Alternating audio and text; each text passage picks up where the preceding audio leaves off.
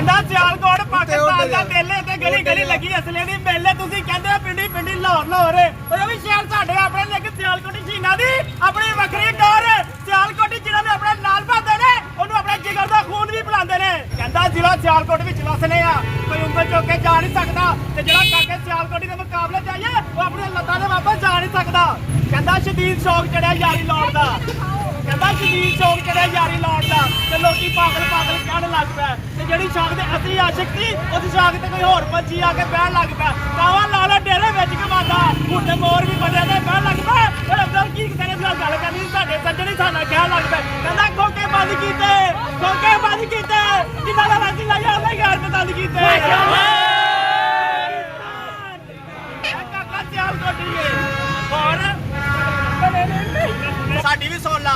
ਯਾਲਾ ਪਾਕ 5 ਸਾਲ ਤੋਂ ਕੋਰਾ ਪਿੰਡਾ ਕੋਈ ਬੱਚੀ ਲੈਣ ਨਹੀਂ ਕਰਾ ਰਹੀ ਸਾਡੀ ਵੀ ਸੁਣ ਲੈ ਯਾਲਾ ਪਾਕ ਸਾਡੇ ਕੋਲ ਜਦੋਂ ਜੋੜੇ ਲੱਗਦੇ ਸਾਡੇ ਦਿਲਾਂ ਦੇ ਤੀਰ ਵੱਜਦੇ ਯਾਲਾ ਪਾਕ ਤੇ ਮੋਟਰਸਾਈਕਲ ਤੇਲ ਪਵਾ ਪਾ ਖਰਚੇ ਕਰ ਕਰਕੇ ਘਰ ਦੇ ਸਾਡੇ ਤੋਂ ਤੰਗ ਯਾਲਾ ਤੂੰ ਸਾਡੀ ਸੁਣ ਲੈ ਓ ਯਾਲਾ ਪਾਕ ਸਾਡੀ ਜ਼ਰੂਰ ਸੁਣੀ ਹੈ ਯਾਲਾ ਪਾਕ ਇਹ ਕੁੜੀ ਕੋਲ ਆਇਆ ਯਾਲਾ ਪਾਕ ਇਹ ਮੇਰੀ ਗੱਲ ਸੁਣ ਲੈ